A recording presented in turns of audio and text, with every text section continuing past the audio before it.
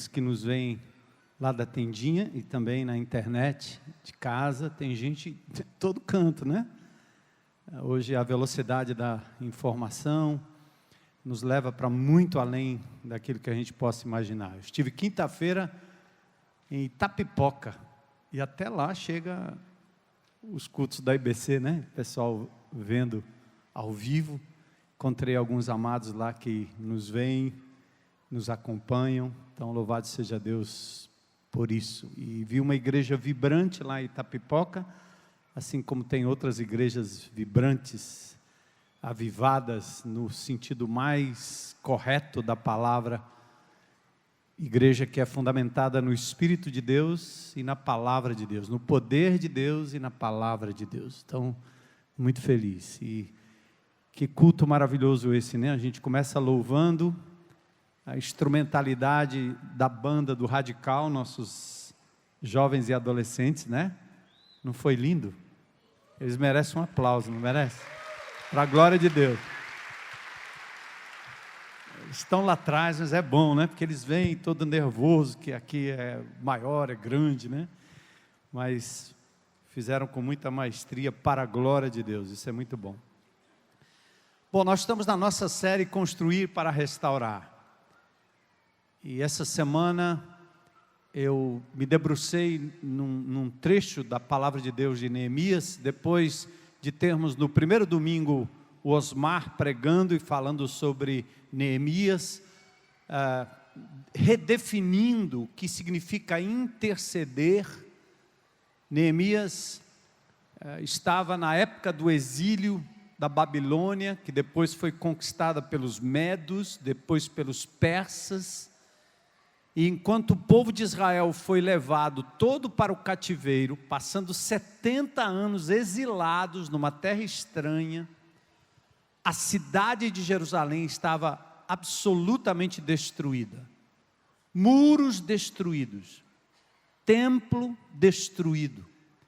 E como faziam antigamente os imperadores, eles deixavam na cidade um grupo que eles consideravam assim, aqueles que talvez fossem os piores habitantes aos olhos deles. Alguns imperadores e alguns reis costumavam até levar alguém do seu próprio império para habitar no lugar e fazer uma espécie de mistura.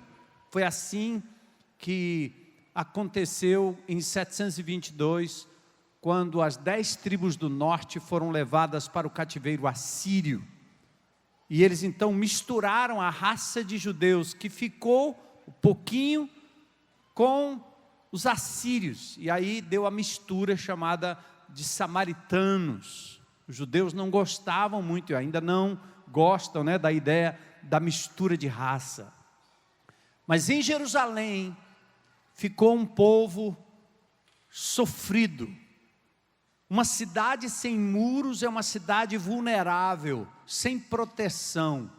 É uma casa sem paredes, é um corpo sem pele, é um quartel sem muralhas, é uma cidade sem proteção. Não tem como guardar a sua alimentação, a água também, escombros, sujeira, muita coisa ruim, não só do ponto de vista físico, mas do ponto de vista espiritual, do ponto de vista emocional. Era um povo quebrado, um povo adoecido. E onde estava Neemias?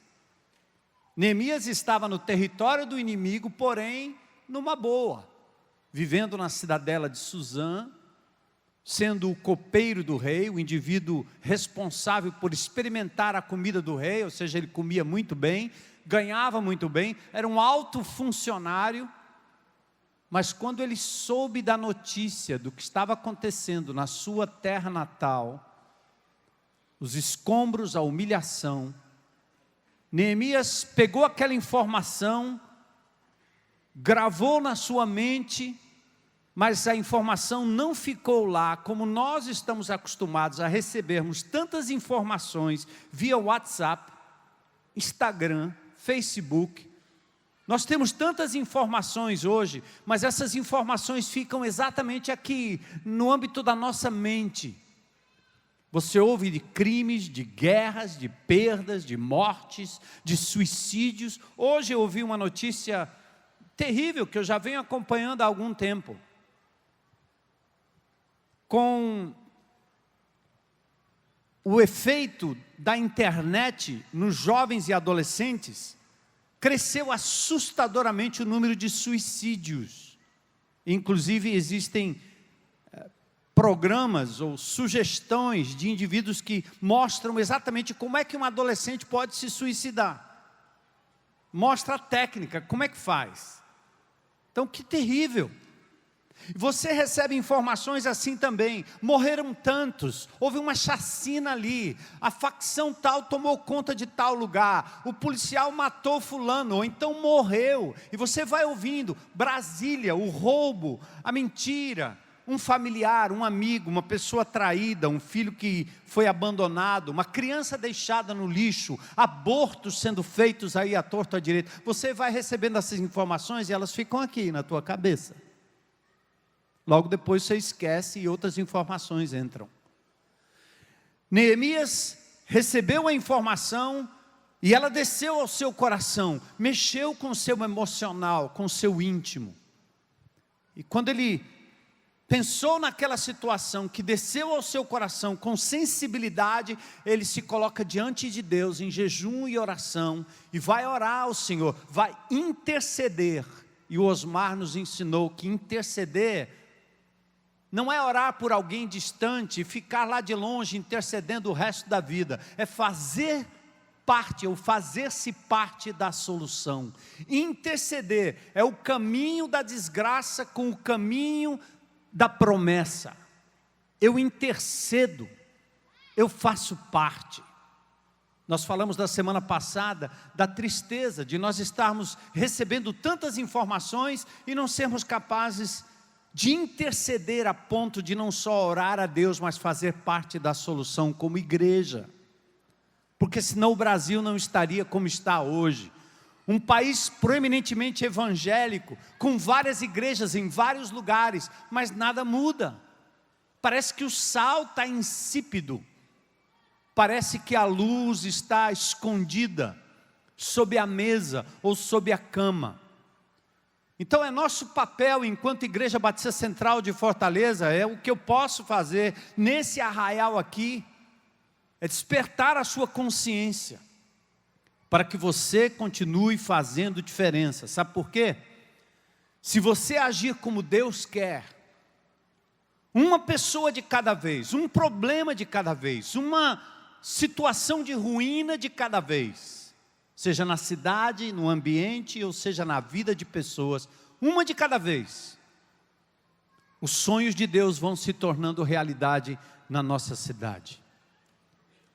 E quando diz que Ele vai fazer os nossos sonhos prosperarem, não significa que a nossa prosperidade é essa balela de positivismo que nós estamos vendo aí em gurus que ficam dizendo para o povo que vai dar tudo certo, que você vai ganhar muito dinheiro, que você pode projetar, ganhar um carro do último tipo, ter um avião e ser bem sucedido na vida. Esse tipo de prosperidade, ela é capitalista, doente. É um tipo de prosperidade egoísta. É o tipo de prosperidade cujo Deus é Mamon. E as pessoas estão ouvindo, dando ouvidos a isso. Alguns até misturam com o Evangelho, mas é outro Evangelho. Não é o Evangelho de Jesus. Porque Ele, sendo rico, se fez pobre. Sendo Senhor, se fez servo. Ele padeceu, porque qualquer que queira nesse mundo viver de forma justa e piedosa, haverá de padecer perseguições. As lutas são inevitáveis, e nem sempre a gente ganha. Podemos ganhar uma batalha aqui, outra batalha ali, outra batalha acolá, uma luta aqui, uma luta acolá, mas nós também perdemos, nós também tropeçamos, nós também choramos, nós também lamentamos. E por isso Israel estava naquela situação, não porque Deus quer, mas pelos pecados do próprio povo, da nossa nação, da nossa cidade, dos nossos governantes, pecados cometidos por nós mesmos, crentes em Cristo Jesus, carregando Jesus no peito, mas estamos fazendo as mesmas coisas que fazem aqueles que estão levando o nosso país para o buraco. É violência em cima de violência. Por que o feminismo hoje encontra um terreno tão fértil no coração das mulheres? Porque os homens de Deus maltrataram as mulheres de Deus por muitos anos. Porque não amaram com o amor de Jesus. Porque cantaram glória e aleluia, oraram, levantaram seus braços, mas se esqueceram do amor servil, do marido que é autoridade, não para ser servido, mas autoridade para servir. Eu vinha no carro pensando nisso, eu disse, será que existe alguma mulher que teria coragem de ir a público e dizer, eu sou feliz porque sou submissa a um homem que me ama? Sinceramente, eu gostaria de dar o microfone para minha esposa, que está agora descansando lá em Natal, para que ela pudesse, e de vez em quando eu pergunto, será que eu sou esse doido, maluco, que maltrato tanto você? Eu pergunto de vez em quando. Ela diz, que é isso? Por que você está me perguntando isso? Porque embora eu faça e cometa erros, um homem de Deus é autoridade no sentido de que ele é responsável para amar, suprir e etc. Gente, nosso país está em ruínas, como em ruínas estava Jerusalém. E Neemias não ficou no discurso, Neemias não ficou no rito, Neemias não ficou na oração, Neemias não fez uma vigília a noite inteira, tentando clamar, e depois na segunda-feira que se lasquem os restos da nossa cidade. Neemias saiu da sua posição e decidiu interceder, depois de orar a Deus para buscar dependência do Senhor. Ele foi à presença do rei e lá ele recebeu o quê? Tempo. O que mais? Por isso que o pastor tem que pegar todo domingo, né? Repetir de novo. Tempo, autoridade e recursos. Puxa vida, eu consegui. E de novo eu repito, né? O que eu prego aqui durante 1 hora quase, não é para você tudo que eu vou dizer, não.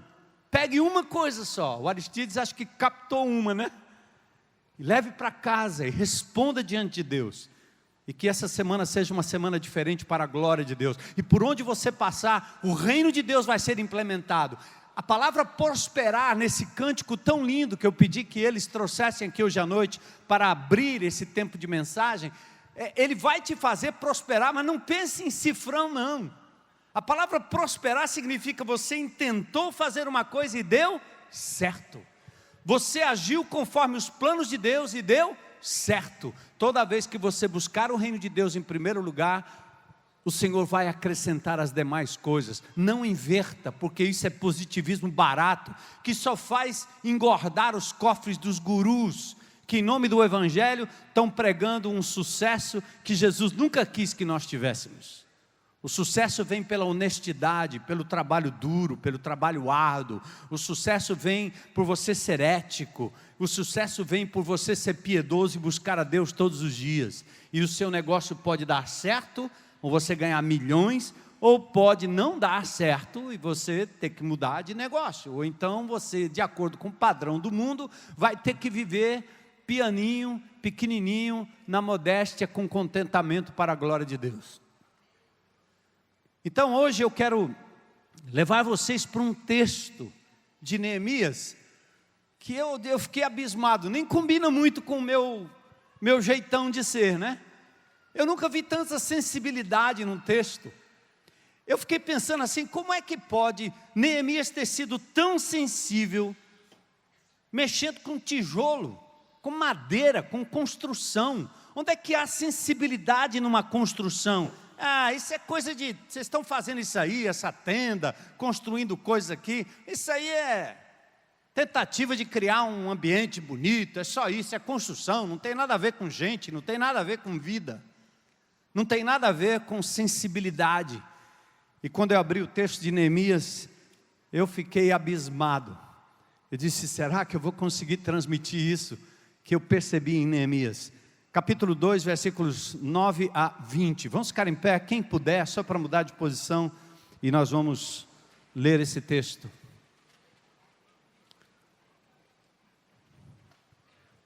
Toda vez que a igreja se reunia no Novo Testamento, com 10, 20, 30, 3 mil, 5 mil, a palavra de Deus era lida. O que eu vou ler agora não são minhas palavras, é palavra de Deus. O autor desta palavra mora em mim e mora em você. E à medida que essa palavra é lida, esse autor tem poder e autoridade e capacidade para aplicar na sua vida. Atente. Assim diz o Senhor. É assim que você deve fazer toda manhã, e é assim que nós temos que fazer quando nos reunimos aqui em nome de Jesus. Fui aos governadores da província a oeste do rio Eufrates, e lhes entreguei as cartas do rei, verso 9. Além disso, o rei enviou oficiais do exército e cavaleiros para me protegerem. Mas, quando Sambalate o Horonita e Tobias o oficial amonita souberam da minha chegada, ficaram muito irritados, porque alguém veio promover o bem dos israelitas. Olha aí, o inimigo. Assim cheguei a Jerusalém, 3 dias depois, saí discretamente durante a noite, levando comigo uns poucos homens. Não havia contado a ninguém os planos para Jerusalém que Deus tinha colocado em meu coração. Não levamos nenhum animal de carga, além daquele que eu montava. Depois que escureceu, saí pela porta do vale, passei pelo poço do Chacal, fui até a porta do esterco para inspecionar o muro de Jerusalém, que tinha sido derrubado, e as portas que haviam sido destruídas pelo fogo. Em seguida fui à porta da fonte, ao tanque do rei, mas por causa do entulho, não havia espaço para o meu animal passar. Entulho. Por isso, embora ainda tivesse escuro, subi pelo vale de Cedron, inspecionei os muros ali, antes de voltar e entrar de novo pela porta do vale. Os oficiais da cidade não sabiam onde eu tinha ido, nem o que estava fazendo, pois não havia contado meus planos a ninguém. Ainda não tinha falado aos líderes judeus, os sacerdotes, os nobres, os oficiais e outros que realizariam o trabalho. Mas então eu lhes disse: vocês sabem muito bem da terrível situação em que estamos. Jerusalém está em ruínas e suas portas foram destruídas pelo fogo. Você pode substituir essa palavra por fortaleza. Venham, vamos reconstruir o muro de Jerusalém e acabar com essa vergonha. Então lhes contei como a mão de Deus tinha estado sobre mim e lhes relatei minha conversa com o rei. Eles responderam: sim, vamos reconstruir o muro. E ficaram animados para realizar essa obra. Mas quando Sambalate o Horonita, Tobias o oficial amonita e Gesem o árabe souberam do nosso plano, zombaram de nós com desprezo e perguntaram: o que é que vocês estão fazendo? Estão se rebelando contra o rei? Eu lhes respondi: o Deus dos céus nos dará êxito. Nós, seus servos, começaremos a reconstruir esse muro.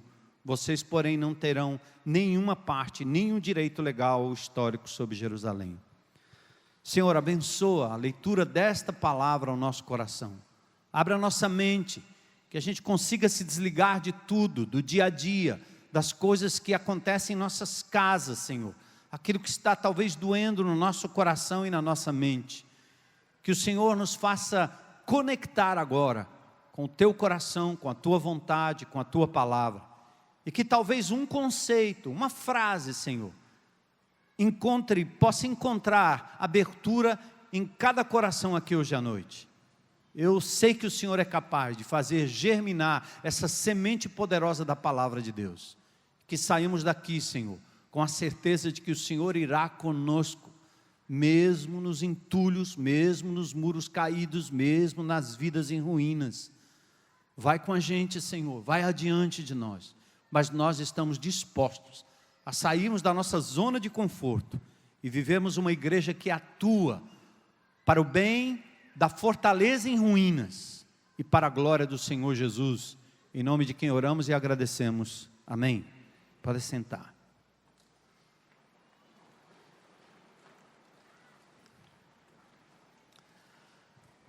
Vocês entenderam, né? Quando o coração está alinhado com o coração de Deus, a informação que nós temos vai gerar em nós um sentimento de empatia e compaixão pelo sofrimento do outro.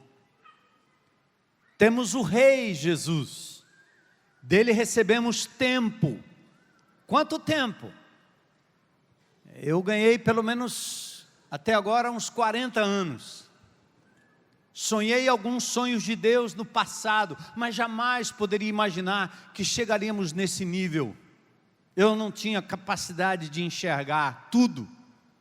Simplesmente coloquei o meu coração diante de Deus em 2008, para 10 anos depois, ver o que eu vi, perceber o que eu percebi aqui aos sábados. Meninos e meninas desta comunidade, plantando árvores, brincando aqui ao redor, vendo a fração do que existe do outro lado do crime, do outro lado da loucura, do outro lado do roubo. Existe uma esperança, existe família, existe gente que ama, que olha nos olhos, que dá espaço, que brinca com, que se importa, que intercede. Então temos recebido desse Deus tempo, autoridade em nome de Jesus para entrar em todo canto, em todo lugar, seja no trabalho, seja no condomínio, seja na família, seja no teu negócio, seja na cidade, nos becos, nas vilas, nas ruas. Deus nos deu autoridade. Entre no nome de Jesus, ore em espírito, imponha as mãos, não espere por ninguém. Você já foi empoderado pela presença do Espírito Santo de Deus em você. Deus nos deu recursos. Não olhe para aquilo que você ainda não tem. Olhe para aquilo que Deus já deu para você. Olhe para a sua bicicletinha. Não fique olhando para o jato, que um dia você vai obter, se puder mentalizar que isso é doidice do Deus Mamon. Idolatria pura ao ter, mais do que ao ser. Veja o que Deus já colocou na tua mão. É possível. O Jorge, que comanda a escolinha de futebol aqui, dos meninos e meninas que jogam aqui na vizinhança, jogam aí no nosso campo, brincam aqui na quadra, disse que esses meninos simplesinhos, na atividade de sábado ontem, vieram jogar, brincar, plantar árvores, pintar aqui os meio-fios. E para eles participarem da atividade, eles tinham que trazer algum tipo de alimento. Aqueles meninos carentes, necessitados, trouxeram cestas básicas, formaram cestas básicas. Eu me lembro uma vez indo à Barra do Bento, levando alimento para uma comunidade faminta. Quando eu cheguei lá, tinha feijão, tinha um carneiro que tinha sido sacrificado lá para a gente comer, eu achei foi bom. Eu gosto de cordeiro, de carneiro, né? Bom demais. Até bode, né? Comi um bode aí no interior, eu nunca achei que era bom, disseram que o bode fedia demais, mas eu achei a carne ótima. Aquele povo que a gente foi abençoar, saiu de lá abençoado, porque é assim, o pobre reparte. A mãe pobre põe mais um, põe o vizinho, põe outro, põe dentro de casa, e a gente fica fazendo continhas. Porque tem que dar super educação, tem que dar super curso, tem que mandar para a Europa, tem que mandar para a NASA, tem que mandar para a Lua o filho, não dá para mandar 1, 2, 3, 4, 10, só um. O simples não, ele divide o que ele tem. É esse exercício do bazar que nós estamos fazendo. Você reparte aquilo que você tem, as pessoas da comunidade vêm aqui e compram por R$1, por R$2, por R$5, coisa que custaria 40, 50, coisas até de grife, que nem teriam alcance. E nós já estamos vendo a comunidade vestindo roupa de grife aí, é muito legal. Glória a Deus, não é não? Hein? Ô, igreja abençoada. Até o Dudu, que não está aqui, não é não? Estava vestindo um negócio meio americano, sofisticado. Ele disse, aí, ganhei aí. Foi aí no bazar, Uhum. Mas vamos lá, atentem comigo. Neemias está lá, na cidadela de Suzã, recebeu a notícia, se sensibilizou, orou, e agora ele decidiu ir. O que que ele encontraria lá? Ele não sabia, ele só sabia de ouvir falar. Agora era a hora do vamos ver, mãos à obra. Mas é interessante que mesmo nesse exercício de Marta, daquela que faz tudo, como a minha esposa, quando você pensar numa coisa, a Heloísa já fez. Quando você pensar em ajeitar um negócio, ela disse, já ajeitei, pronto. Ela é daquelas que é para fazer. Chegou a hora de Neemias ir. A teoria na prática é outra. Podemos encontrar todo tipo de obstáculo quando você se envolver na restauração de ruínas. E atente aí, ruínas não são só ruínas de muros, de pedras, de tijolo, de madeira, mas ruínas emocionais, vidas, pessoas também em ruínas. Você vai encontrar todo tipo de situação, mas você tem que ter princípios como Neemias tinha, em todo o tempo, em todo o caminho. Onde estão os princípios? No capítulo 1. Primeiro ele disse assim, Deus dos céus, grande e temível. Ou seja, quando ele viu o problema, ele elevou os seus olhos para Deus.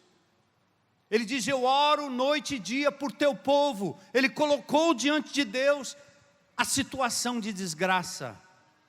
Depois no verso 7 do capítulo 1, Neemias fez uma coisa linda que nós temos que fazer. Ele assumiu a culpa com o povo. O povo tinha sido levado para o exílio por causa dos seus próprios erros e pecados, porque eles abandonaram a palavra de Deus, viveram o ritual do templo, mas abandonaram o Senhor do templo. Neemias começa confessando e ele diz assim, ele não diz assim, eles erraram. Neemias diz, nós pecamos diante de ti, Senhor, é por isso que meu povo está desse jeito.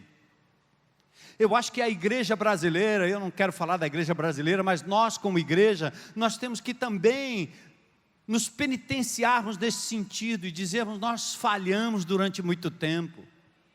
Eu fui crente em Jesus, há quanto tempo eu entreguei minha vida a Jesus, quantas pessoas eu tirei da lama, quantas ruínas eu reconstruí, quantos muros eu consertei, quantas brechas eu fechei. Olha o tempo que você, ao invés de ser sal, foi insípido, não agiu, foi omisso, não disse nada, não falou nada. E aprendeu na igreja que você era para vir aqui domingo, ouvir uma pregação, ter uma oração, passar a noite em vigília, e que o povo continuasse morrendo na violência. É quase como político.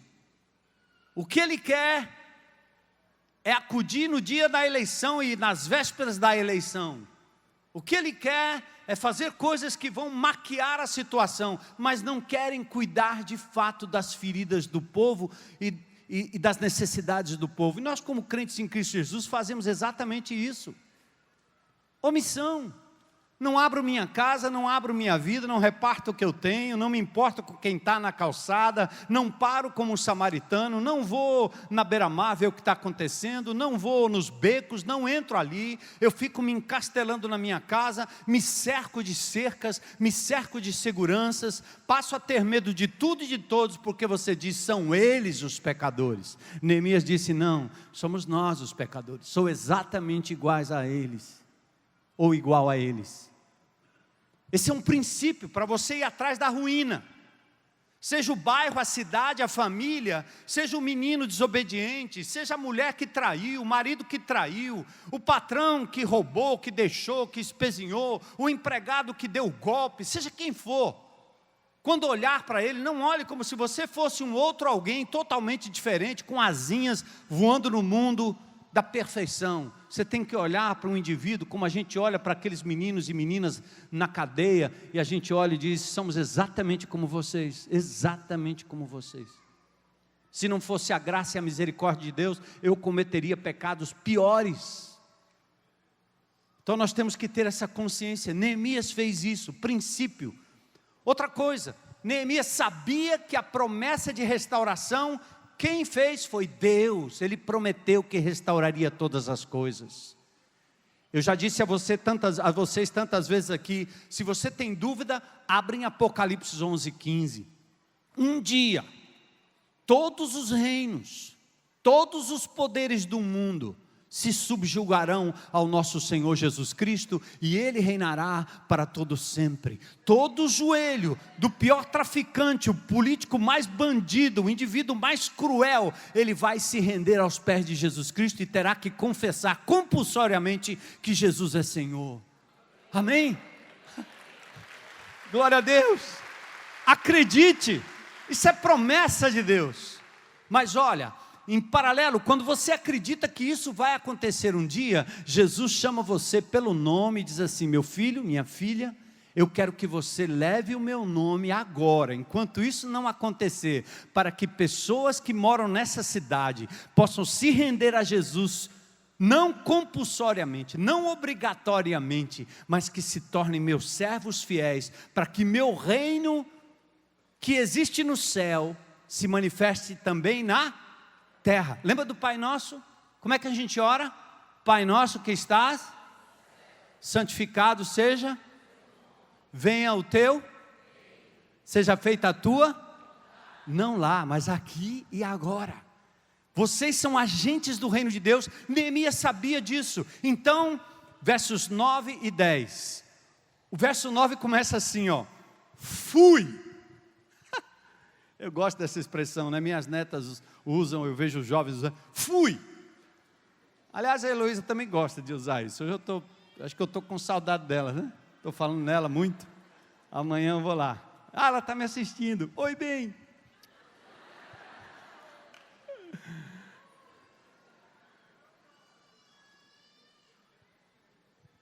De vez em quando ela diz assim: fui. E eu fico para trás, entendeu? Ela disse: fui. Neemias não ficou orando, não ficou lá dentro, não ficou no culto, não ficou na vigília da noite. Ele fez a vigília, ele orou, ele intercedeu, ele leu a palavra de Deus, ele falou com Deus, mas agora ele botou o pé na estrada. Ele entrou nos becos, ele foi em direção. Fui. Cabe destacar os passos dados depois da oração e da reflexão cheias de misericórdia e empatia. Neemias foi aos governadores da além do Eufrates. Gente, ele andou no lombo do animal 1.200 quilômetros, daqui para Salvador. De onde ele estava até Jerusalém, ele andou no lombo de um jumento, provavelmente, até Salvador. Ele foi. Neemias foi aos governadores, jornada de 1.200 quilômetros. Tem início aqui a sua posição além do Eufrates. Ele atravessou o rio. Kleber Lucas nos ensina, né? Mas eu atravessei o rio e o que passou. Por aí. Quantos de vocês talvez tenham o coração de Neemias para orar, chorar, jejuar, mas são incapazes de dar um passo em direção às ruínas das vidas e às ruínas das pessoas e lugares na nossa cidade, ao seu redor, na sua família e no seu condomínio? Acomodado, querendo prosperidade em Suzã. Podemos falar sobre os escombros da cidade, sobre a necessidade de Cristo, falamos sobre o Ancuri, falamos sobre o Pacotê, falamos sobre o Curió, falamos sobre a Beira-Mar, falamos sobre os lugares mais terríveis da nossa cidade, falamos que eles necessitam de Cristo, falamos que eles precisam de uma palavra de amor, mas ficamos longe da prática e da obediência como prova de demonstração e de fé. Por isso, em Lucas 6,46, Jesus diz assim: por que vocês me chamam Senhor, Senhor, e não fazem o que eu mando? Vá, meu irmão, Deus está te chamando. Vá, minha irmã, Deus está te chamando para intervir. Neemias atravessou o rio da inércia, da distância, da indiferença. Estamos falando de situações de escombros físicos, mas também de pessoas. Eu acho lindo esse texto de Neemias, e aqui eu tenho uma coisa que eu tenho trabalhado esses dias com vocês. Alguém fez vários comentários: o pastor agora só fala no social, só fala em pessoa não sei o quê, só fala no curioso, quer construir, quer fazer a tenda, quer não sei o quê, quer fazer uma praça para o povo. Você sabia que Deus poderia ter criado você e deixado voando em algum canto. Mas o que Ele fez antes de criar você e eu? O que Ele fez?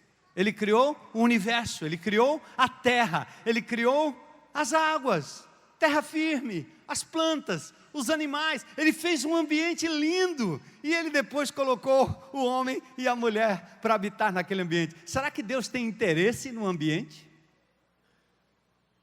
Eu passei naquele riozinho que tem aquele córrego ali e eu vi um pneu. Eu vi um pneu dentro do córrego, um pneu jogado ali dentro do córrego. Quando Deus fez o Éden, Ele disse: eu me importo com o ambiente. Ninguém melhor do que as mulheres. Eu tenho uma em casa, e hoje eu estou falando dela demais, não é não? Mas a nossa casa, nosso apartamento precisava de uma reforminha. Eu tenho uma funcionária lá que quando ela vai limpar o nosso apartamento, ela usa um balde e joga água, e a água bate no pé da porta e a porta vai inchando, não é não? E os móveis, os que tocam no chão também vão inchando. E a Heloísa passava lá e dizia: olha aí, bem, e aí, precisamos trocar isso aí. Eu disse: não, mulher, deixa aí. Meu sapato, eu não troco meu sapato faz tempo. Não, deixa a porta aí. A gente que é homem, né? Está nem aí. Aí eu vejo minha mulher com inquietação. Começa a cair um móvel, a porta não sei o quê, a coisa não sei da onde. Aí eu vi a parede do meu escritório, tinha uma rachadurazinha em casa. Eu tenho um escritório com uma biblioteca em casa, né? E aí eu estava ali olhando e ela disse: vamos mexer aqui. Eu disse: vamos ver, ninguém vai fazer uma super reforma, vamos lá. Aí a gente vende o carro melhor, e passa para um carro menor, e pega o dinheirinho. E eu disse: eu tenho que fazer essa mulher feliz, porque eu sou aquele homem machão, sabe, machão. Aí eu disse: tome, faça aí o negócio. Ou pense numa mulher feliz. O ambiente é o mesmo, eu estou o mesmo. Mas ela ficou feliz, que agora tem uma plantinha, agora tem outra cor, a parede do meu escritório está diferente. Eu fico pensando: o que aconteceu aqui? Está bonito, mas... E ela toda feliz, não é não? Assim que Deus faz com o homem. Ele quer que as cidades e as vilas de Fortaleza sejam lugares de ambientes limpos, bonitos, felizes. Quando você olha às vezes para um indivíduo criminoso, para uma pessoa criminosa, um indivíduo revoltado, uma pessoa revoltada, uma mulher revoltada, quando você quer brigar com ele e retrucar com a violência, você faz como Neemias: dá uma olhada, e o ambiente onde ele está morando é um ambiente degradado. Não foi o ambiente segundo o plano de Deus. Por isso Neemias foi lá, pediu madeira para reconstruir. Você precisa ter essa sensibilidade como igreja. Deus está interessado naquele pneu que está dentro daquele córrego. Eu vi, essa informação passou pelos meus olhos. Eu terei que fazer algo durante essa semana sobre aquele pneu. Mãos à obra. E aí ele vai ao caminho das ruínas. Aí ele encontra obstáculos, versos 9 e 10. Sambalat e Tobias. Quando eles souberam que alguém queria o bem do bairro, da cidade, o que eles disseram? Vocês estão indo contra o rei mandou destruir isso aqui, vocês estão construindo, não pode, não vamos deixar, não vamos permitir. Indivíduos que não querem o bem-estar, nem dos lugares, nem das pessoas. Você conhece gente assim? Eu conheço. Alguns Deus instala dentro da própria congregação. Indivíduos que ficam preocupados, ensimesmados, preocupados com o aprofundamento teológico da palavra de Deus e não são capazes de amar uma pessoa que está precisando de uma palavrinha, só de uma palavrinha, só do amor de Deus. Sambalá e Tobias são esses obstáculos que você vê. Você olha para o teu filho e alguém diz: esse aí não tem mais jeito não. Você olha para uma pessoa, um parente, um amigo e diz: esse cara não tem jeito. Você olha para um indivíduo no condomínio e diz: esse não tem jeito. E nós temos aqui histórias e mais histórias de pessoas que não tinham jeito. O Senhor deu um jeito, porque Ele é um Deus que restaura ruínas. Aleluia. É nisso que você deve crer. Essa é a prosperidade. Continuar acreditando que ainda é possível mudar corações, vidas, famílias, condomínios, empresas, prefeitura, estado, vielas, casas. Eu creio. Ele enfrentou os primeiros obstáculos. Aliás, isso aqui é uma lição muito grande. O futebol tem um termo muito interessante. Quando você vai para campo e o adversário não aparece, os macharal sabem aí. Diz que você vai ganhar por W-O. Já ouviram essa expressão? W-O? Vem do inglês walk, andar, over, sobre. Significa W-O, walk, over. É passar por cima. É como se não tivesse obstáculo, não tem adversário. E aí nós temos uma máxima na vida cristã, que é assim, ó, se Deus está comigo, meu amigo, não tem problema, não tem doença. Eu fui daqui para Sobral esses dias, fui para Itapipoca também no rádio, e ouvi várias rádios evangélicas, não ouço. Aí eu vi uma abençoada lá, rapaz, era um negócio um atrás do outro, era todo o tempo falando, e é um negócio assim, não tem e não tem doença, e não tem problema, e nada vai acontecer. Eu disse, rapaz, eu vou voar, eu vou sair do carro voando. Caramba, e minha coluna doendo. Falta de fé, né? Falta de fé. Quando não acontece, é falta de fé. Hein? Eu me lembro anos atrás, quando teve aqui uma campanha chamada Janela Fortaleza, eu fui chamado para coordenar. É um grande pregador que eu, a princípio, não gostaria nem que ele participasse, porque eu já tinha visto alguns vídeos dele. E eu fui voto vencido, acabaram trazendo o indivíduo. Eu fui lá para o estádio do PV ver o espetáculo. E o espetáculo era o seguinte: tragam todos os cadeirantes aqui para o Paulo Sarazate, não, foi o presidente Vargas, que vai ter cura, porque vem aí o grande guru da pregação, grande, como é que chama? Cruzada de cura. Lá vem o cara. Eu fiquei tão envergonhado diante de Deus que eu fiquei na arquibancada ali em cima, vendo o que ia acontecer. Vários cadeirantes aqui na frente. Um evangelho que não admite o cadeirante ser feliz como cadeirante, porque tem que resolver. Aí veio o pregador. E na hora que ele pregou e falou, era positivismo, usando o texto da palavra de Deus e etc.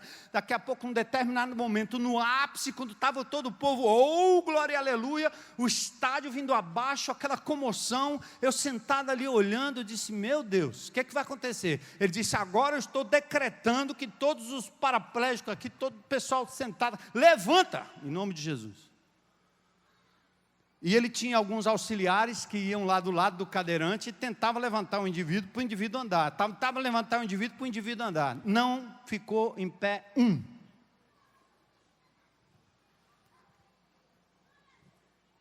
Sabe o que aconteceu? Ele disse, vocês não têm fé. Ele saiu, o povo saiu, os cadeirantes ficaram, eu desci, fui até o campo, e comecei a chorar do lado daqueles cadeirantes. Qual é a palavra que você tem para dizer para alguém que não foi curado segundo uma promessa estranha?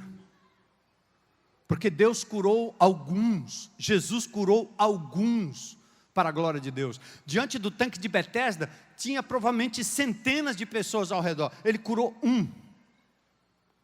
Muitos morreram, ele ressuscitou Lázaro. Porque o que Jesus fez ali era para simplesmente dar glórias ao nome dele, Jesus. Mas o que ele prometeu na cruz do Calvário foi que todos os mortos que um dia pudessem crer nele, ressuscitariam para a vida eterna. Esse é o maior milagre. E ele disse, eu vou transformar o caráter de vocês, a vida de vocês, arrependimento e caminhada. E eu vi aqueles cadeirantes frustrados ali, alguns chorando. E é justo que se faça isso, em nome da fé. Quando você vir alguém que está doente, ore. Ore para que ele seja curado. Ore em nome de Jesus, mas não seja presunçoso, porque a vontade de Deus é que será feita. Se for para a glória do nome dele, a cura vai acontecer, como tem acontecido aqui na nossa congregação. mas quando for para a glória do nome dEle. O que nós não podemos como igreja é viver nessa ideia de que o evangelho é algo tão barato, que eu vou lá para resolver meu problema, e se Deus então gostar de mim, Ele resolve. Se eu fizer algo por Ele, Ele faz por mim. Deus dá consolo como Ele deu a Paulo. Cura minha cegueira, cura minha meia cegueira, cura, Senhor. 3 vezes ele pediu. Grande apóstolo Paulo, se alguém merecia algo de Deus, era o apóstolo Paulo. Jesus disse o que para ele? A minha graça te basta. O meu poder vai se aperfeiçoar na sua fraqueza. Quando você é fraco, aí você é forte. Porque às vezes a doença, a limitação é um instrumento de Deus para nos humilhar e a gente passar a depender de Deus. Assim é a vida. Então não existe vitória sem obstáculo. O texto aqui mostra que Neemias encontrou oposição e você vai encontrar também. Não desista. Caminhe em nome de Jesus. Estes são os obstáculos. Aí ele chega às ruínas, versos 11 a 16, ele diz, cheguei a Jerusalém, ele passou 3 dias examinando a real situação da cidade em ruínas. Quando você encontrar alguém depressivo, doente, zangado, brabo, chateado, não querendo nada com Deus, não saia para cima dele fazendo julgamentos precoces. Assim como você, quando está doente, alguma coisa não está funcionando bem no seu organismo, o médico pede exames, e você vai fazer um diagnóstico. Neemias foi sensível, ele começou a andar pela cidade com sensibilidade, 3 dias examinando a real situação da cidade. Não tem pressa, não tenha pressa, não fique ansioso. Mamãe, não fique ansiosa, mamãe. Papai, não fique ansioso, papai. Filhinho, funcionário, patrão, não fique ansioso. É preciso encarar a desgraça, o problema, a tribulação e fazer uma avaliação correta. Um tratamento adequado depende de um bom diagnóstico. Ressonância, tomografia, raio-x, espirometria, uma boa conversa, ouvir os 2 lados, não fazer julgamento precipitado. Se você vê uma situação de ruína, seja física, seja do ponto de vista emocional, faça das ruínas um lugar de reconhecimento, primeiro da sua impotência. Diga assim, eu não sei, eu não consigo, mas eu dependo de um Deus poderoso que é capaz de mudar essa situação, segundo a vontade dEle, e que será para a glória dEle. Ao contrário do positivismo humanista ou de projeções dos contos de fadas, faça do momento de dor um sinal para a ação única e exclusiva de Deus, Todo-Poderoso, que prometeu estar conosco em toda situação. Neemias não publicou a ninguém o seu propósito, ele foi discreto, ele não contou a ninguém o que Deus tinha colocado em seu coração. Um homem de Deus pode orar com fé e um paralítico pode andar, mas não será feito para espetáculo de ninguém, não será feito para elevar o nome de alguém, não será feito para endeusar alguém. Será feito quando a glória for de Deus, no tempo de Deus, na hora de Deus. Amém? Glória a Deus.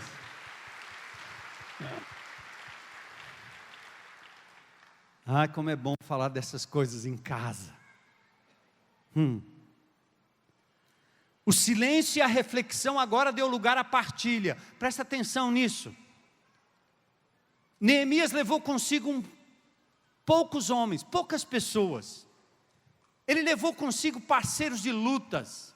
Quando você estiver enfrentando um problema de ruína na sua vida, na sua família, no seu condomínio, na sua cidade, seja qual for, carregue com você não a multidão, mas alguns parceiros de prestação de contas. Neemias os tinha, parceiros de caminhada, parceiros de prestação de contas, diferente dos adversários que são contrários, chutam contras. Neemias tinha aqueles que criam na restauração, que estavam juntos com ele no escombro, examinando e sendo formadores de opinião, pessoas que estavam ali vendo a miséria do povo, e eles seriam capazes de fomentar isso no meio da congregação, no meio do povo. rede de relacionamentos. Por isso que nós chamamos de grupo de relacionamento. No Celebrando a Restauração, a gente tem parceiro de prestação de contas. Você não leva sua dor, sua mágoa, seu vício sozinho. Você compartilha com alguém. Eu tenho parceiros de prestação de contas. Homens de Deus, nessa cidade, alguns dessa congregação, dessa comunidade, outros que são de fora. Até pessoas não evangélicas, que são amigos meus, que eu sou capaz de contar a eles uma situação, uma decisão. Parceiros de prestação de contas. Eles sabem quando eu estou caminhando de forma certa, sabem quando eu estou caminhando de forma errada, e são capazes e abertos para puxar a minha orelha quando necessário. Não caminhe só, qualquer que seja a situação, não enfrente só mulher, não enfrente só homem, busque parceiros de prestação de contas, como fez Neemias, muito lindo isso. E aí ele foi caminhar entre as ruínas. Diz que ele não levou nenhum animal de carga, ele não quis levar logo o suprimento para resolver o problema. Ele só estava no animal que ele montava. Escureceu, Neemias não queria chamar a atenção de ninguém, estava diante de Deus, saiu à noite, talvez com tempo de lua cheia, rodeou a cidade, linda visão do trajeto que fechou o ciclo inteiro do muro, olhou ampla e detalhadamente. Nós temos um projeto aqui para o Ancuri, e nós temos durante anos mapeado essa cidade. Já colocamos pesquisadores em campo, como se fosse o IBGE, coletando dados sobre essa cidade, sobre as famílias, sobre a violência, sobre os negócios que acontecem aqui nesse bairro, sobre os meninos, sobre as mulheres, sobre os doentes, sobre as casas, sobre saneamento. Fizemos um mapeamento desse lugar, temos estudado ao longo dos anos, para podermos agir de forma cirúrgica, para trazer glórias ao nome de Jesus, e fazer do Ancuri um exemplo para Fortaleza. É possível mudar essa realidade,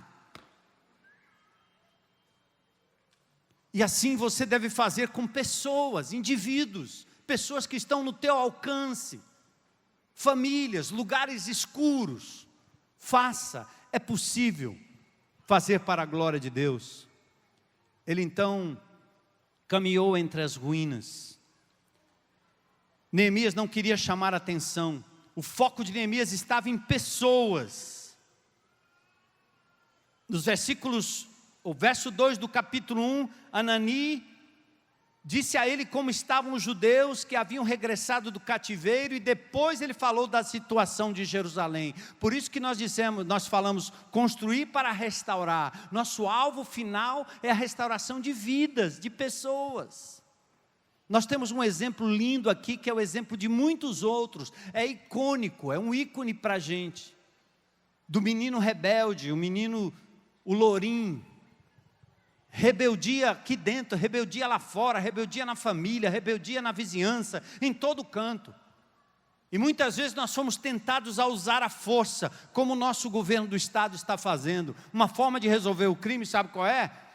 Fuzil, pistola, bota o raio na rua. Vamos abordar. Aí você vê, você está andando na cidade hoje, a sensação de segurança é ver o raio parando uma moto, abordando, e o cara com a mão na cabeça, você passa e diz: está aí, seu sem vergonha, a polícia te pegou. Eu queria que a polícia tivesse feito como alguns amados irmãos dessa comunidade fizeram com o lourinho. Ao invés de ser duro, ao invés de enfrentar, ao invés de brigar, ao invés de usar a truculência, ao invés de usar a violência, irmãos foram saber onde morava o menino.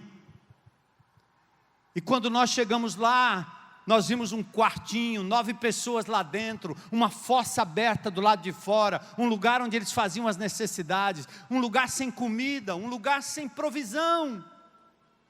Estava explicado o diagnóstico. É por isso que a violência acontece. Se os nossos governantes, ao invés de cobrarem absurdos impostos, ao invés de constituírem empresas para ganharem dinheiro nesses monumentos que constroem, nessas ciclovias que constroem, se eles tivessem a coragem de andar pelos bairros com seus agentes e começarem a transformar a realidade dos meninos lourinhos, Porque quando essa igreja entrou ali, um GR foi lá, coincidentemente foi o nosso GR e alguns outros GRs aqui em parceria, e nós começamos a mudar, inauguramos a nova casa. No meio da história, a casa não estava pronta. O Lourinho disse: eu não sou mais Lourinho, eu sou Dudu, eu sou de Jesus agora. Alguém resolveu me amar, alguém resolveu me amar, alguém resolveu me amar, entende? Por isso que essa bandidagem política faz o que faz. Eles são como Sambalá e Tobias, quanto pior, melhor. Porque agora na época das eleições, eles saem para pagar conta atrasada, para pagar conta disso atrasada, conta de água atrasada, dá 50 na mão, 100 na mão, os caras vão votar neles porque precisam dos míseros 50 e dos míseros 100, porque eles não têm oportunidade de emprego, a educação é a pior possível, e assim esses indivíduos como abutres, eles ficam comendo a miséria do povo, eles não têm interesse em resolver o problema. Como é que um exército não consegue eliminar uma coisa que está aqui em cima no morro, no Rio de Janeiro? Por que não consegue? Porque tem ligação com poderosos. Não tem interesse. Porque isso é retroalimentado. Acabe com a situação como aconteceu em Medellín, na Colômbia. Vai lá, nos morros de Medellín, tem escada rolante. Eles conseguiram diminuir drasticamente a violência, só mudando o ambiente. Aquele povo em ruínas, quando a cidade passou a ser reconstruída, eles voltaram a sonhar. Percebe, igreja? E nós não vamos construir, nós não somos Minha Casa e Minha Vida, não somos construtora, mas se você puder passar perto de alguém nessa situação, intervenha, porque o teu banheiro é cheirosinho, tua casa é cheirosinha. E quando você muda o ambiente, você dá às pessoas a oportunidade de se parecerem com gente, de quererem ser gente, de estudarem novamente, de voltarem à escola, de serem obedientes, porque eles estão vendo que aquilo que está sendo feito é feito com amor de Jesus e sem interesse. Eu já disse aqui que fazer o bem às vezes é feito de uma forma errada, motivação errada. Lembra, Pablo Escobar fez isso. O maior traficante colombiano fazia construir casa, só que a motivação era outra. O povo de Deus tem outra motivação, acesso ao coração para que a palavra de Deus seja pregada, e cuidar do ambiente como Neemias cuidou. Aí ele começou a caminhar nas ruínas, o foco estava em pessoas. Ele inspecionou. A palavra inspecionar no hebraico aqui, nos versículos 13 e 15, é a palavra para avaliação do ferimento e da extensão da dor. Neemias se preocupava com Jerusalém, seus muros, suas ruas, seus aquedutos, suas fontes, suas portas, assim como nós temos que nos preocupar com Fortaleza, suas casas, seus bairros, seus rios, suas árvores e a sua propriedade, a nossa tenda, enfim. Sabe de uma coisa? O teu carro, o estado do teu carro dentro é o estado do seu coração, sabia? Sujo, cheio de breguesso dentro, caroço de manga, xilito jogado para todo lado, as baratinhas saindo, é o estado da tua alma, hein? O ambiente onde você vive, a sua casa. Já viu um adolescente com a cabeça bagunçada, como é o quarto de um adolescente? É o estado de espírito do adolescente. Demora um pouco para se organizar, e tem que ter paciência, não é não? Mas o nosso bairro, a nossa casa, a nossa rua, é o estado. Você anda no interior, nos lugares mais pobres, e você vê o eirado todo varridinho, a casa de cimento queimado, toda limpinha, a louça brilhando. Uma vez eu estava no meio do nada, num rali, no meio do nada, com uma fome tremenda, eu e o Kleber. O Kleber é muito fino, carrão com ar-condicionado, e nós saímos para o lado de fora e ficamos assistindo o negócio. Eu disse: rapaz, estou com fome. Aí vieram os meninozinhos pequenininhos, tudo sem chinelo, sem nada, sem camisa. Eu disse: rapaz, esse povo deve morar onde? Debaixo da árvore. E eu sentado ali, um calor tremendo e a fome batendo. Os meninos chegaram perto, ficaram vendo o carro, parece que nunca tinha visto o carro. E o rally ia passar por ali. Eu chamei um menino desse e disse: rapaz, você mora onde? Eu disse: eu moro para Pacular. Pacular, pense. Eu disse: rapaz, faça o seguinte, amigo, eu estou com fome. Eu vou lhe dar aqui R$20. Eu acho que era igual ganhar na loteria. Diga para a tua mãezinha lá, vocês já comeram? Eu disse: não, nós vamos comer daqui a pouco. Eu não vou perguntar nem o que você vai comer. Leve R$20, por favor. Diga para a sua mãezinha lá, que mande um prato de qualquer coisa que ela for fazer lá. Faça um pouco a mais, traga num saquinho, num prato na mão, traga de qualquer jeito. Senão eu vou morrer de fome. Aí o Kleber disse para mim: eu não vou comer isso aí. Não sei de onde vem. Gente, os meninos foram com uns R$20, certo? Eu vou dizer em nome de Jesus o que aconteceu. Gente, ele voltou com as panelinhas novas, lindas, limpinhas. Tinha ovo frito, tinha arroz, tinha feijão nas panelinhas. Vieram vários meninos. Eu me sentei e disse: agora. E o Kleber estava lá do outro lado, né? O Kleber vai lembrar disso se ele estiver me assistindo. Eu disse: rapaz, vou comer. Hã? Lembra, Kleber? Lembra? Aí eu comecei a comer. Aí o cheiro bateu no nariz, no olfato do Kleber lá, ó. Rapaz, essa comida está cheirando bem, não está não? Repartimos o pão. Que lindo, o Kleber está aqui, que legal. Mas sabe o que é isso que eu estou dizendo isso? Gente decente.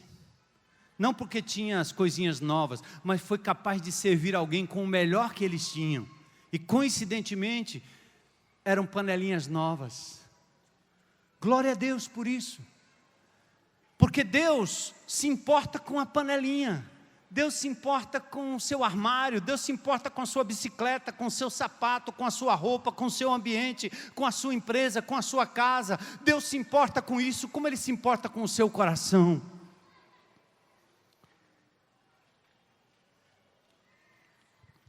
E aí, amados, construir para restaurar significa ir além da nossa propriedade, hein? Significa olhar a cidade, olhar para a empresa, olhar para a roupa suja e rasgada, olhar para os meninos na beira-mar, olhar para aqueles que estão dormindo lá na Praça do Ferreira, para os chinelos gastos, os tênis descolados. A visão dos escombros é a de quem resolveu interceder em loco, ver o sofrimento de perto, avaliar a melhor forma de ser parte da solução. Aí a gente fecha assim, ó. A certeza era que os planos de restauração das ruínas eram planos de Deus. Essa igreja aqui tem aprendido uma nova forma de ser igreja, que não está baseada em retiros, em eventos, em luminárias, em fumaça, em iluminação, em oba-oba. E metade da congregação que apinhava esse lugar aqui não entendeu. Eu não estou preocupado, porque eles já conhecem Jesus e vão dar contas a Deus pelo tempo, pela autoridade recebida e pelos recursos que Deus tem dado. Mas Deus tem mantido aqui um remanescente fiel, que está aqui não só aos domingos, está aos sábados, segunda, terça, quarta, quinta, sexta, servindo aqui nessa propriedade. Se nós temos aqui médicos, pediatras, se nós temos aqui gente da área de saúde, gente da área legal, irmãos, em nome de Jesus, separe um tempo da sua agenda e venha aqui nessa propriedade, venha aqui servir essa comunidade de graça, porque de graça você recebeu e de graça você deve dar. Se aqui for muito longe, nós temos um ambulatório ali, perfeito para essa comunidade. Faça isso perto da sua casa, faça isso em qualquer outra comunidade de Fortaleza. Mas saia da sua zona de conforto, saia do seu consultório luxuoso, saia do seu lugar de serviço.